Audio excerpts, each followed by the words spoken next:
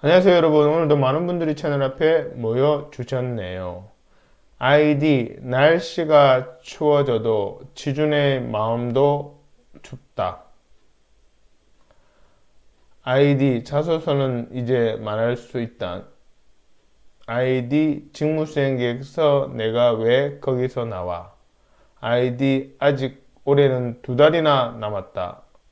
아이디 나 내일 AI 면접이야 님 등 모두 반갑습니다.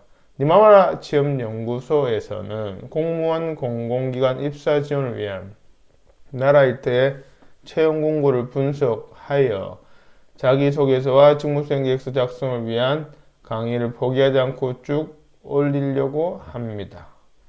여러분 좋아요, 구독이 강의를 만드는 데 큰 힘이 됩니다.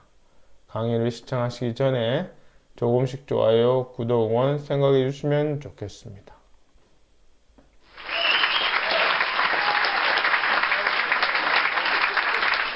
오늘은 전라남도 지방임기제 공무원 시간선택제 임기제 지방행정 6급 지원에 대한 자기소개서와 직무수행계획서 강의 중 일부 순서입니다.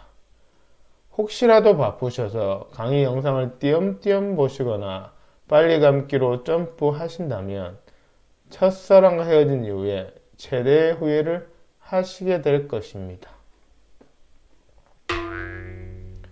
아, 나는 모쏠인데요 하시는 분은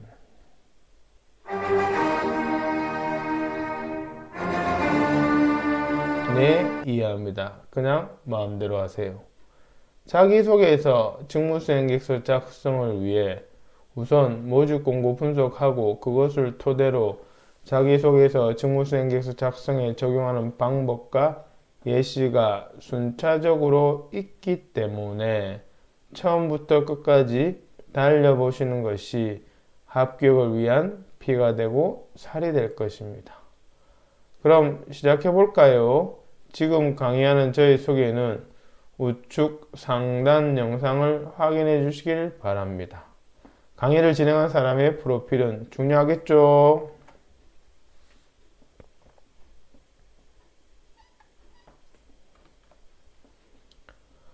우선 채용 개요를 살펴보면 근무 부서, 임용 예정, 분야, 직급, 채용 인원, 근무 기간, 담당 업무 등이 명시되어 있습니다.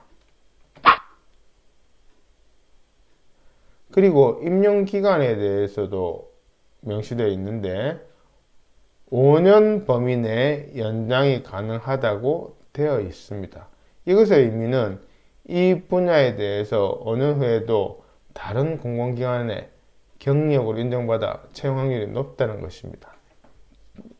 재직한 기관에서는 5년, 맥시멈 5년까지 근무하지만 유사 기간과 직무로 이직 시에 경력으로 다 인정받으니 훨씬 채용 확률이 높다는 이런 뜻이겠죠.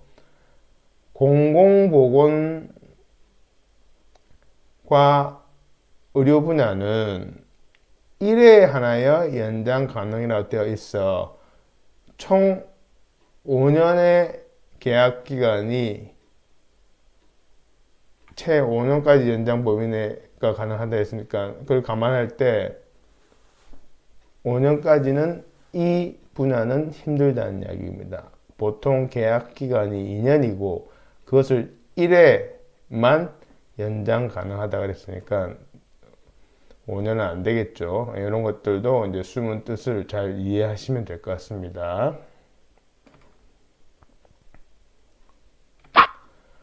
모집 공고에 명시된 직무 기술서는 참고서와 같은 것입니다.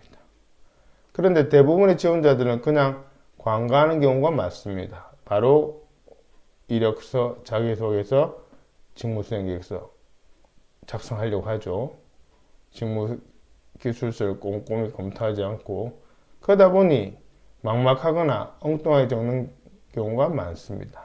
밥을 짓기 위해서 쌀을 씻고 뜸을 들여야 하는 이치와 같다고 보시면 됩니다.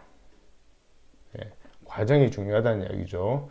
그래서 직무기술서를 분석하고 뒤에 말씀드릴 경력 분석 기술서를 먼저 작성한 후에 이력서와 자기소개서 그리고 직무수행 계획서를 적어야 합니다. 이것이 이력서는 물론 자기소개서나 직무수행 계획서를 잘 작성하는 비결입니다. 그러므로 여러분들은 직무기술서가 있는 경우에는 그것을 꼼꼼히 살피고 분석해야 합니다. 그래서 자신이 직무기술서의 명시는 어떤 것과 부합되는지, 부합되지 않는 것은 무엇인지 등등을 파악해서 부합되는 것을 중점적으로 자기소개서, 직무수행계획서를 작성하면 되겠죠. 직무기술서에 있는 주요 업무나 필요 역량, 필요 지식, 응시자격 요건, 우대사항 등이 명시되어 있지만 이를 모두 갖출 필요 또한 없습니다. 그런 지원자는 많지 않으니까요. 다시 말씀드리지만 본인과 부합되는 것만 중점적으로 적으시면 됩니다. 그럼 직무기술서를 하나하나 살펴보겠습니다. 여기는 공공보건 의료 분야 임용에 대한 직무기술서를 대표적으로 소개해 드립니다. 직무기술서 첫 번째 파트입니다. 여기 주요 업무에 대한 직접적인 경험은 없더라도 이것이 무엇을 의미하는지는 반드시 파악해야 합니다. 그래야 본인의 주요 업무가 아닌 본인 주요 업무 밑에 있는 상세 업무를 가지고 이런 상세 업무가 있으니까 이런 모집 공고의 주요 업무도 잘할 수 있겠다 라고 분석할 수 있습니다. 그래서 가장 잘할 수 있는 주요 업무를 먼저 우선순위를 두는 것, 그 다음 두 번째로 잘할 수 있는 것을 우선순위를 두는 것, 이런 것들을 직무 분석, 즉 간단 직무 분석이라고 하는데 이 과정이 너무나 중요합니다. 이것에 대해서는 강의 후반부에 자세히 설명하도록 하겠습니다. 그 다음에는 필요 역량입니다.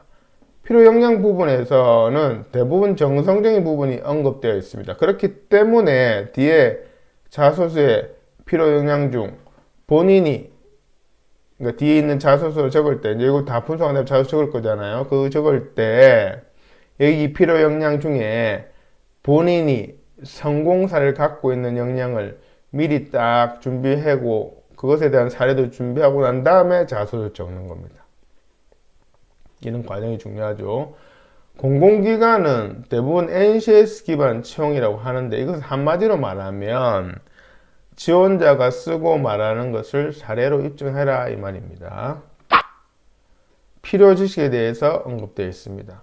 공공보건의료라는 직무와 관련 있는 정책에 대한 이해, 프로젝트 경험, 연구수행 경험 및 보고서 작성 능 등이 필요하다고 나와 있습니다. 이런 지식들이 있어야 된다는 거죠. 이것 역시 본인의 성공 사례 위주로 자기소개서, 직무수행계획서 작성 시 반영해 두는 것이 좋습니다. 내가 이런 지식을 어떤 사례를 통해서 얻게 되었고 그래서 이런 주요 업무를 잘할 수 있다. 이런 식의 패턴으로 적는다는 말이죠. 직무기술서 두 번째 파트입니다. 응시 자격 요건 중 경력에 대해서 정량적으로 정확히 명시되어 있습니다. 그래서 반드시 충족시켜야 합니다. 여기서 경력에 대해서 정량적으로 정확히 명시되어 있기 때문에 조금이라도 충족시키지 못하면 지원하지 말아야 합니다. 본인이 판단해서 한 며칠 모자란 건 괜찮은 것은 오판입니다. 주 공적 증빙을 해야 하는데 어렵게 면접까지 통과하고도 자기 요건이 마지막에 안 돼요. 입사가 취소되는 경우도 있습니다. 우대 요건은 명시된 해당 전공 분야 학사학위 취득 후 3년 이상 경력, 밑에 보면 해당 전공 분야가 명시되어 있죠. 혹은 지정 통계 프로그래밍 가능자, SAS, SPSS 또는 R 등 프로그램 말하는 거죠.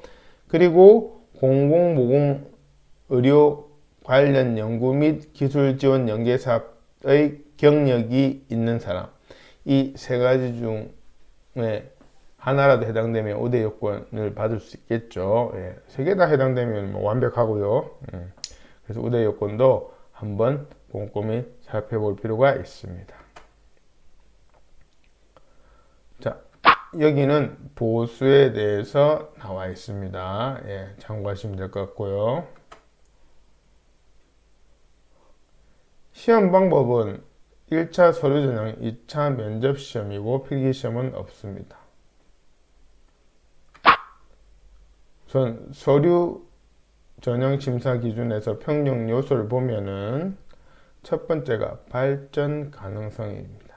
그리고 채점 기준은 그것을 자기소개서 직무 수행 계획서를 통한 의지력, 성장 가능성 등을 평가한다고 되어 있습니다.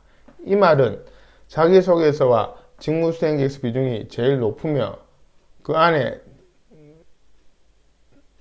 그 자기소개서 직무수행서 내용 중에 직무에 대한 이해 및 직무수행 목표, 그것을 달성하기 위한 구체적 실전 계획을 있는지 없는지 중점적으로 보겠다는 뜻입니다. 그러니까 그런 거 꼭 잘 적어야 되겠죠.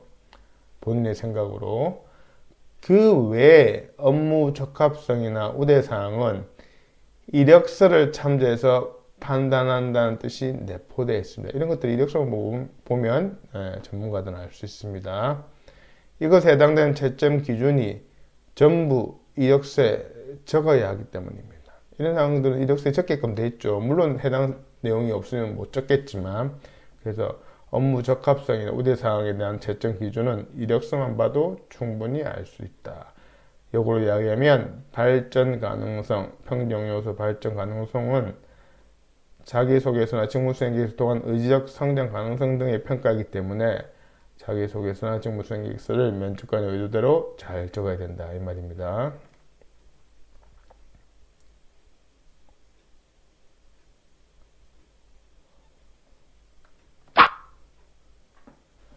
면접의 평정 요소로는 공무원의 정신 자세가 가장 먼저 언급되어 있는데요.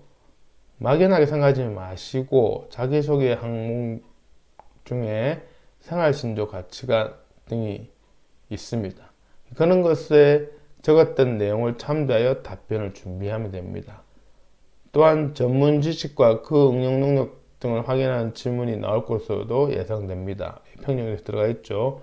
역시 자기소개나 직무수행계획서에 그 내용을 미리 적어두면 지원자가 훨씬 준비하기에 편하고, 준비된 대답이 질문을 통해서 이제 나온다 그러면은 합격률이 높아지겠죠.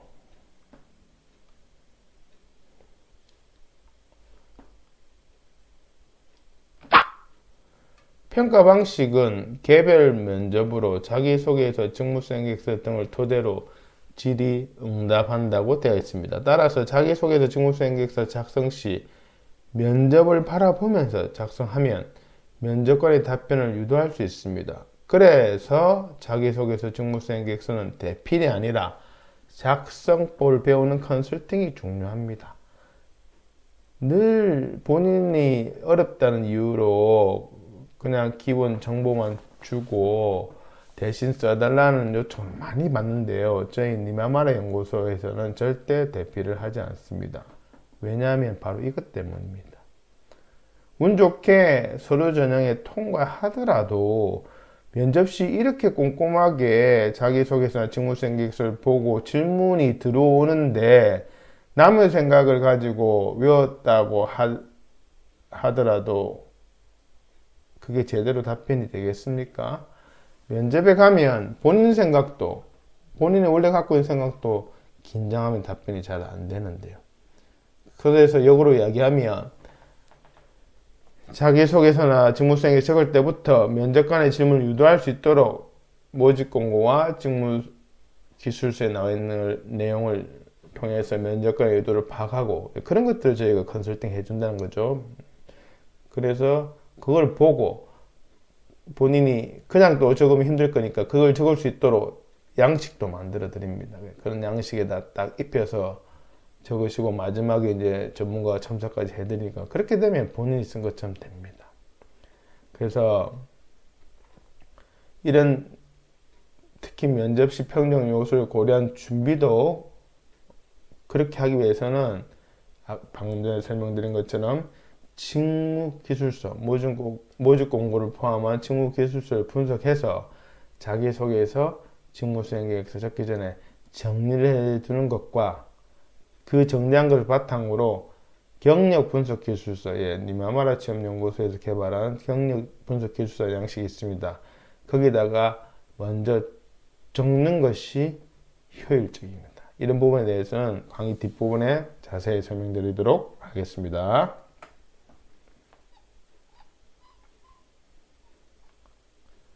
응시원서 교부 및 접수 방법을 보면 등기 우편 제출로 되어 있고요.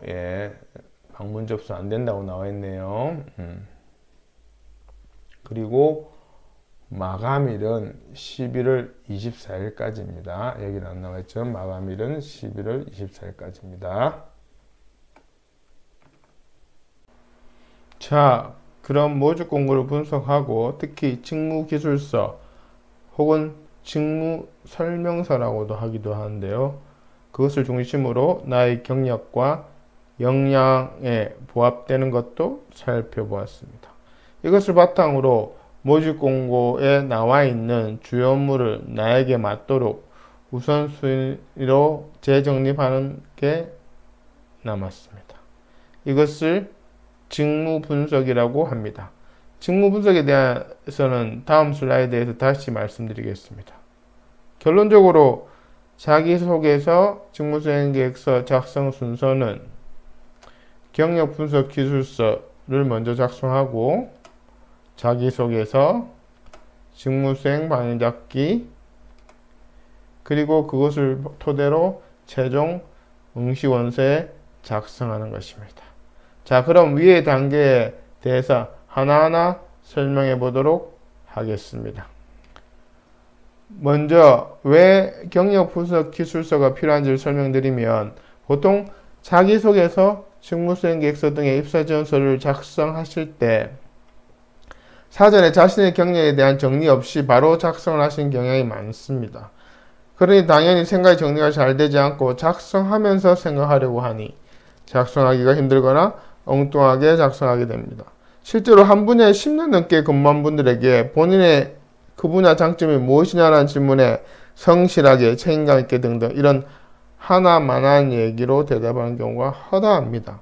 그것은 역량이 없어서라기보다는 자기소개서, 직무수행계획서 등의 입사지원 서류 적기 전에 사전 준비 작업이 되어 있지 않아서 그렇습니다. 본격적인 경기에 앞서 준비 운동을 하는 것과 같은 원리라 생각하시면 됩니다.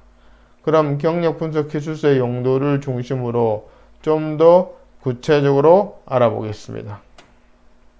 첫째, 나의 경력을 모집 공고에 맞춤형으로 생각을 정리하는 것입니다. 둘째, 모집 공고를 통한 나의 직무수행 우선순위를 정하는 것입니다. 셋째, 모집 공고의 주요 업무와 나의 상세 업무에 대한 매칭입니다. 앞서 자기소개서, 직무수행계획서 작성 순서에서 언급해드린 직무 분석과 경력 분석 기술서 작성이 왜 중요한지는 우측 상단에 직무수행계획서 컨설팅 3탄의 일부를 꼭 시청 바랍니다. 니마마라 취업연구소 유튜브 채널의 동영상 목록에 보시면 동영상이 나와 있습니다. 네 번째로 성공 사례 적기입니다. 이 부분에 대해서는 프로그램 활용법과 함께 다음 슬라이드에서 설명드리겠습니다. 그럼 성공 사례 적는 게 왜 중요한지 말씀드리겠습니다. 우선 나의 강점을 정리하는 데 도움이 됩니다. 성공 사례를 정리하다 보면 자연히 이 주요 업무 밑에 속한 상세 업무에서 나의 강점이 무엇인지 정리가 됩니다. 그래서 지원자의 업무상 강점에 대해서 구체적이면서 변별 있게 기술하게 됩니다. 그 다음으로는 강점에 대한 근거 제시가 됩니다. 강점만 기술에 놓으면 진정성이 떨어집니다. 그것을 입증할 만한 근거를 반드시 제시해야 하는데 그것이 바로 성공 사례입니다. 마지막으로 모든 공공기관의 채용 심사 기준인 NCS 기반에 부합됩니다. NCS 기반이란 한마디로 사례적기입니다. 성공 사례 적는 법과 예시는 다음 슬라이드에서 소개하겠습니다. 자, 그럼 성공 사례 적는 법에 대해서 설명드리겠습니다. 성공 사례를 적기 위해서는 그냥 막 적는 것이 아니라 틀이 필요한데요. 그 틀을 프로그램이라고 부릅니다. 니마마라 취업연구소에서 컨설팅을 의뢰하시면 자기소개서와 직무수행계획서 작성을 위한 주제별 프로그램을 만들어서 제공합니다. 물론 그것에 대한 활용법도 설명드리고요. 여기서는 성공사례 적는 프로그램 중 가장 간단한 것, 흔히 말하는 스타 원칙에 입각하여 만들어 놓았습니다. 지원 직무 및 작성 분량에 따라 더 구체적이고 다양해질 수가 있습니다. 프로그램은 문장들로 이루어져 있고 지원자가 작성해야 할 부분은 땡땡으로 표시되어 있습니다. 땡땡 부분만 지원자가 작성하시면 됩니다. 나머지는 면접관에 가장 빠르고 정확하게 어필되기 위해서 틀을 잡아 놓은 것이니 절대 건드려서는 안 됩니다. 오른쪽에는 이 프로그램의 활용법이 나와 있습니다. 이 프로그램 활용법에 대한 구체적인 설명은 우측 상단에 직무수행계획서 컨설팅 3탄의 2부를 꼭 시청 바랍니다. 역시 니마마라 취업연구소 유튜브 채널의 동영상 목록에 보시면 확인할 수 있습니다.